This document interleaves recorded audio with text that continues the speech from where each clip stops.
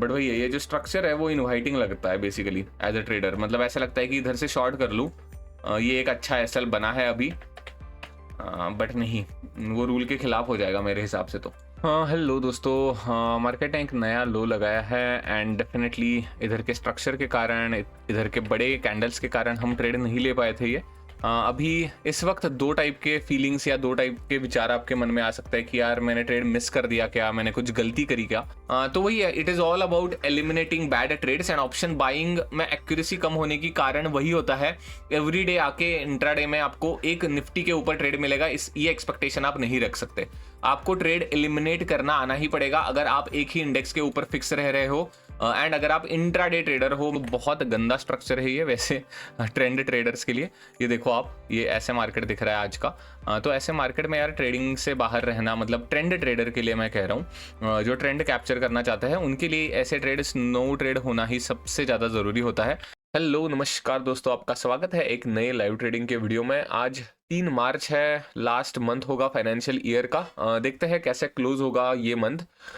बाकी फरवरी मंथ तो डेफिनेटली अच्छा था, अभी अच्छा खासा एक मतलब एक डाउनफॉल देखने को मिला है हमें प्रीवियस डे पे। तो आज के दिन मेरा सबसे पहला थॉट तो यार नो ट्रेडिंग का ही जा रहा है। डेफिनेटली मेरा थॉट नो ट्रेडिंग का जा रहा है, इसका मतलब ये नहीं कि मार्केट ऐसा ही बिहेव करेगा, बट जो पहला इंट्यूशन कह लो, पहली एनालिसिस कह लो, वो इसी तरफ पे जा रही है, कि आज के दिन में नो ट्रेडिंग होने की संभावना है। तो डेफिनेटली 22,300 के नीचे मैं कोई भी कॉल की पोजीशन लेना प्रेफर नहीं करूंगा। 22,100 के जब तक मार्केट ऊपर है तब तक मैं पुट की भी पोजीशन नहीं ट्राई करूंगा। तो बेसिकली सिंपल है, कुछ भी नया नहीं है, 2 लेवल्स हमने मार्क करे हैं, सारे टाइप्स के ट्रेड्स आज के लिए मौजूद है। बट डेफिनेटली इधर से डब्ल्यू पैटर्न मिला तभी और तभी मैं बाय द डिप कर सकता हूँ, इधर से एम पैटर्न मिला तभी और तभी मैं सेल ऑन राइज कर सकता हूँ। मतलब जितना मेरा एनालिसिस है, जितना मेरा प्रेडिक्शन है, आज हम इसी लेवल के अंदर रहने चाहिए। अगर एक ट्रेड मिलता है इधर से डब्ल्यू का तो एक लेने की कोशिश करेंगे, इधर से अगर एम पैटर्न का ट्रेड मिलता है तो एक ट्रेड लेने की कोशिश करेंगे।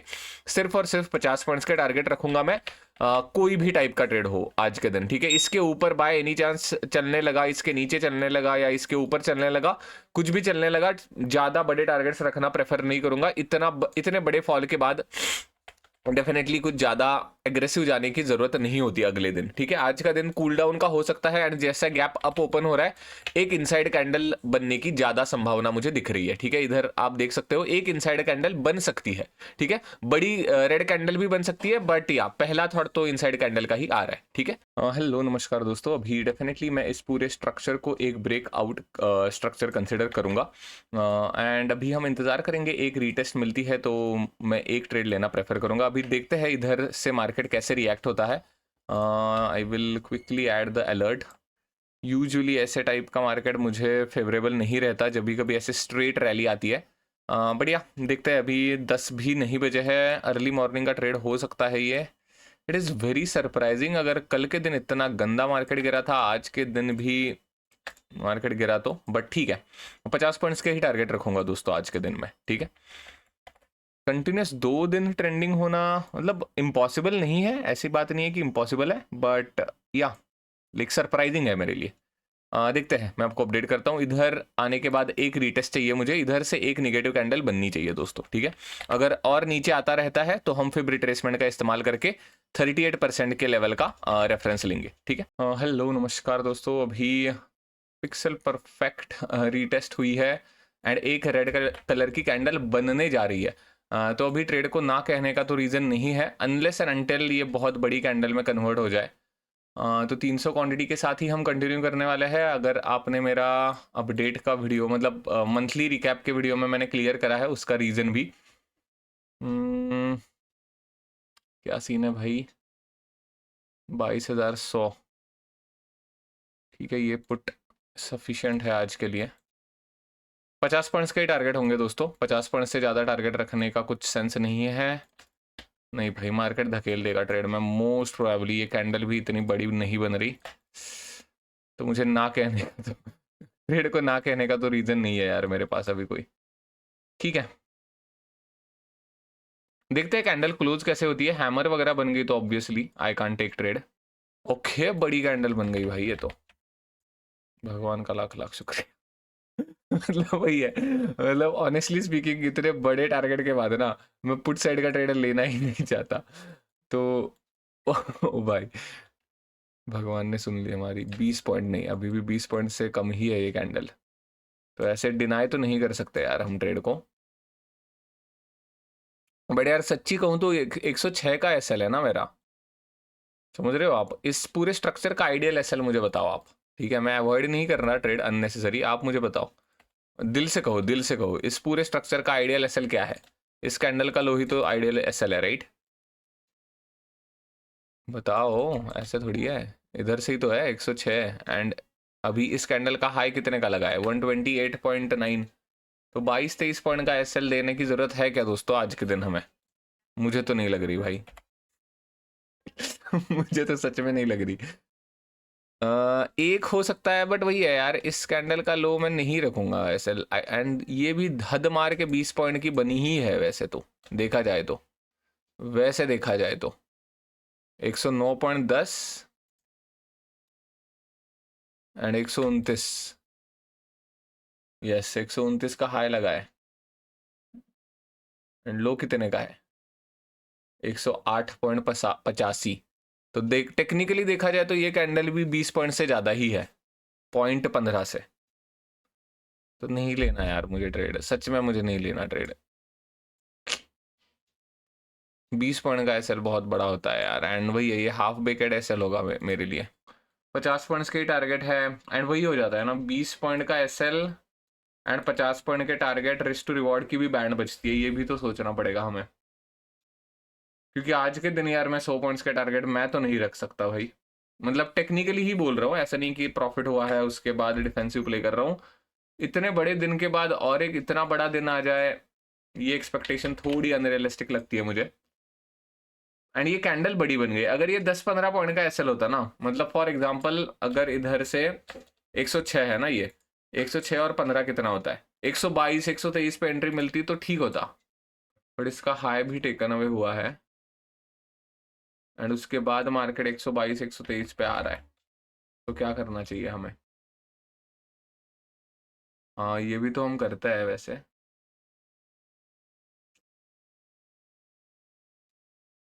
ये ब्लाइंड एंट्री टाइप लगता है ऑनेस्टली स्पीकिंग मुझे तो।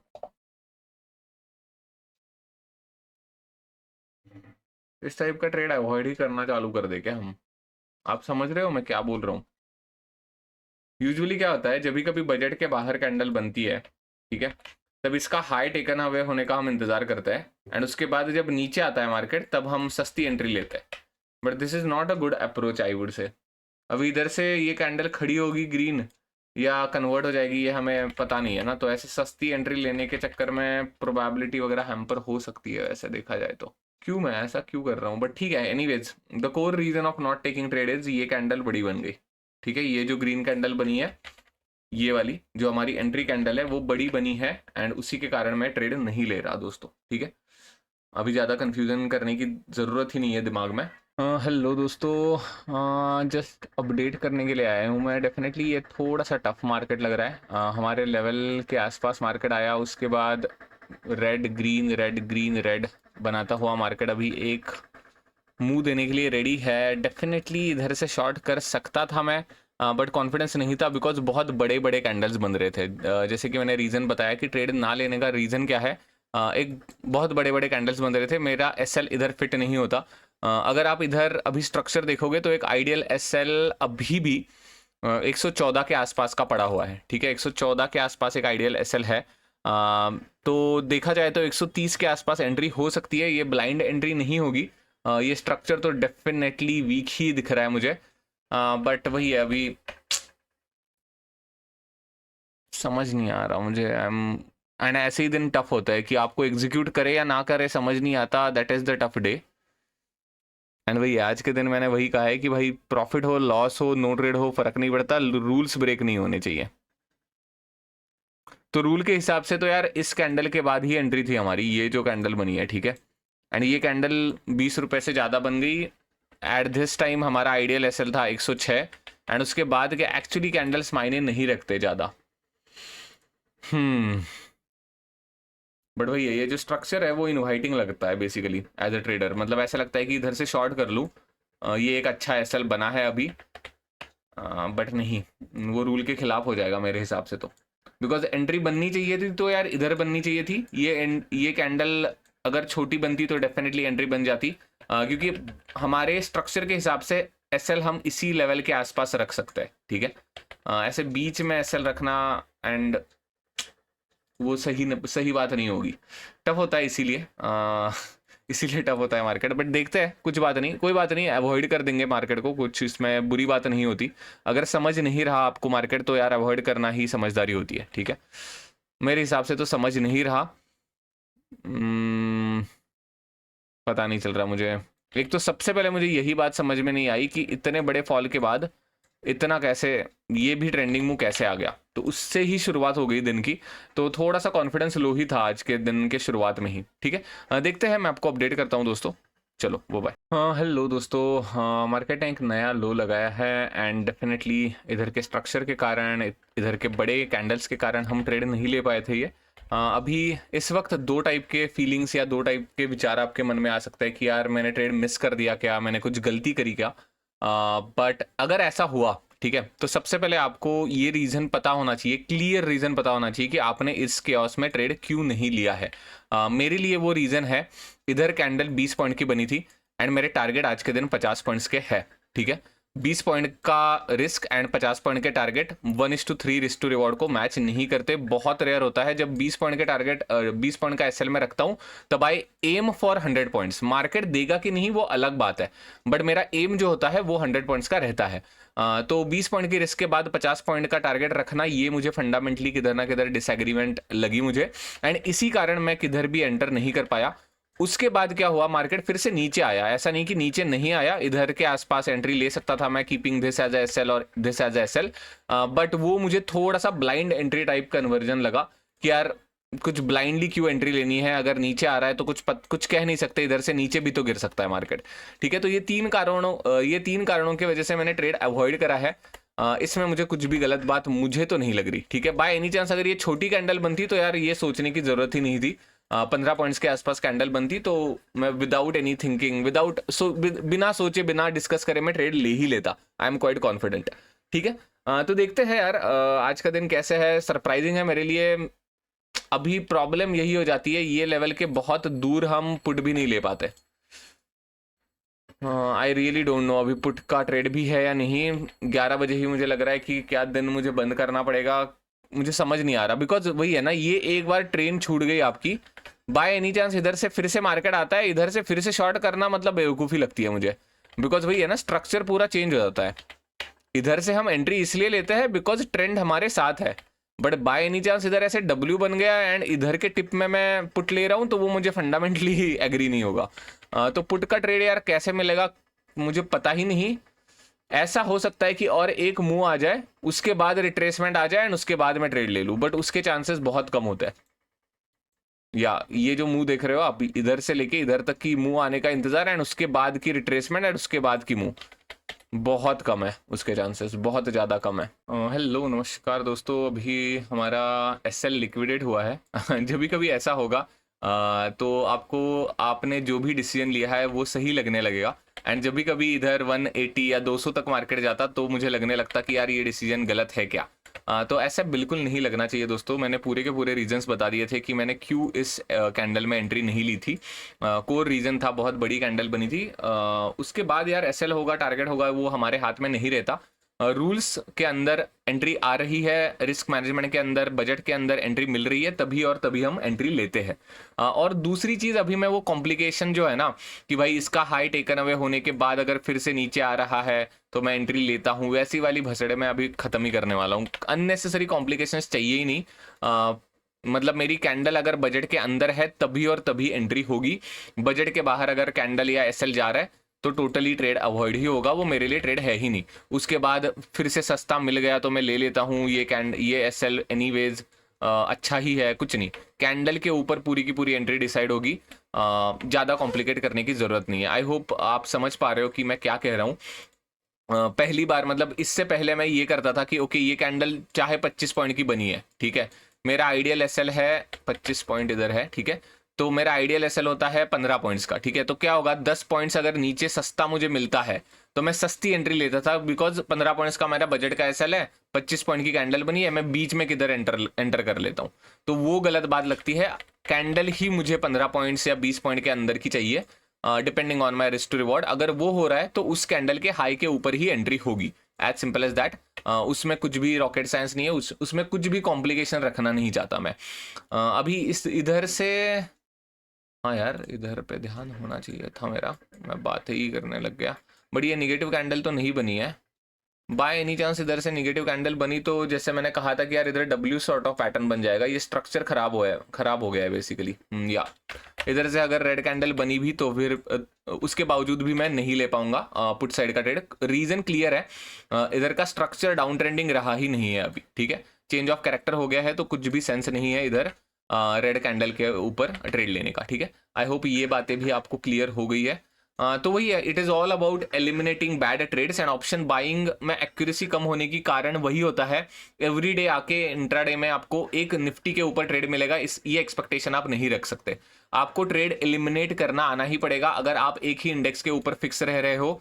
एंड अगर आप इंट्राडे ट्रेडर हो, मेरे जैसे ट्रेडर हो कि भाई कुछ ऐसी मूव कैप्चर करना चाहते हो आप, बेसिकली ये एक मूव हो गई, मतलब कल की जो हमने ये कैप्चर करी ये एक मूव हो गई। अगर इतने बड़े बड़े मूव्स आपको कैप्चर करने हैं इंट्राडे में तो सबसे पहले गलत ट्रेड्स को अवॉइड करना सीख लो। स्कैल्पर हो तो यार स्कैल्पिंग के लिए तो मिल जाते हैं, 10-15 पॉइंट्स आपको कभी भी मिल जाएंगे, एवरी डे मिल जाएंगे। मतलब ऐसा नहीं कि एवरी डे मिल जाएंगे, बट वही है कि वो जो मूव होती है 10-15-20-25 पॉइंट की, वो आप अपने सिस्टम के हिसाब से एवरी डे आके ट्रेड ले सकते हो।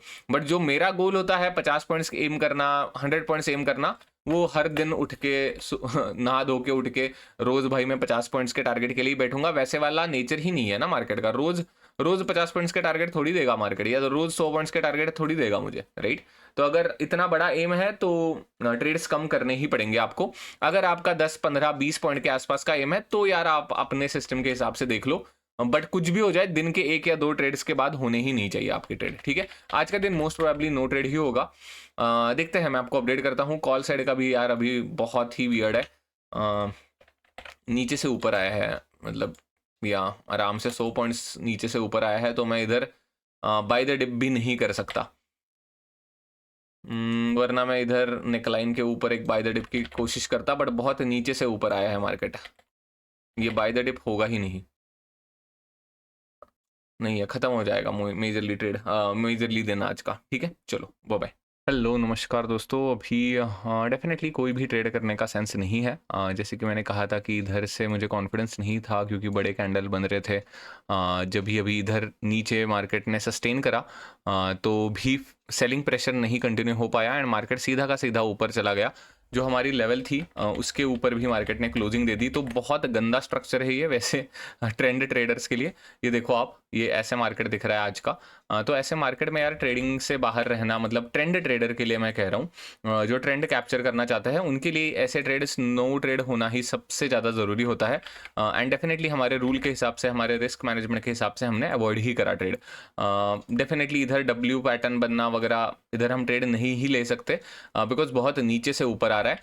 एंड उसके बाद भी इधर से बाय द डिप की अपॉर्चुनिटी भी हम ढूंढना बंद कर देते हैं बिकॉज नीचे जाके अच्छा खासा मार्केट ने टाइम स्पेंड करा था एंड उसके बाद ऊपर आया है। तो ये जो लेवल का इंपॉर्टेंस होता है बाय द डिप के लिए उतना वो नहीं रहता। एंड ये सारी चीज़ें हमारे सिस्टम के अंदर ही नोटेड डाउन होती है। कभी भी हम मतलब सिस्टम बदलने की कभी भी बात नहीं करते। ये 2 लाइंस कहाँ पे मारने हैं यही एक फ्रीडम रहता है मुझे, उसके बाद it is just like machine, ठीक है। मशीन के जैसे ही एग्जीक्यूट करना पड़ता है। हाँ, दिन चालू होने से पहले मैं ये डिसाइड कर सकता हूँ ओके आज के दिन मैं बाय द डिप करूंगा ही नहीं, सेल ऑन राइज करूंगा ही नहीं, वो फ्रीडम मैं खुद को देना प्रेफर करता हूँ। बट उसके अलावा एंट्री एंड एग्जिट के सारे रूल्स पहले से ही डिफाइंड होते हैं, ठीक है। ट्रेड लेना है कि नहीं, ट्रेड अवॉइड करना है कि नहीं, ये चीज़ें मैं पहले ही दिन चालू होने से पहले ही डिसाइड कर लेता हूँ, ठीक है। तो इन शॉर्ट क्या है, लाइव मार्केट में कोई भी माइंड को मैं चांस नहीं देता कि भाई ये करूँ या ना करूँ, ऐसे वाला, ठीक है। आज के दिन डेफिनेटली बहुत कंफ्यूजन हुआ था माइंड को, बट या happily I took a right decision to not take any trade, ठीक है। इस मूव को कैप्चर करने से कुछ नहीं होता हमें, हमारे पॉइंट्स 50 पॉइंट्स के टारगेट होता है, इधर से आराम से नज़दीक आके मार्केट हमारा एसएल हिट कर देता। ठीक है, तो ये I guess this is it for this video specifically. अभी इसके आगे मेरे पास कुछ भी नहीं है, 2 ऑलरेडी बजे है। इधर ना मुझे कॉल साइड का कॉन्फिडेंस है, ना मुझे पुट साइड का कॉन्फिडेंस है, तो अभी मैं दिन को बंद करना ही समझदारी समझूंगा। ठीक है, तो आई गेस अभी के लिए इतना ही। अगर आपको इस वीडियो से कुछ भी सीखने को मिला है तो please hit like and subscribe to the channel.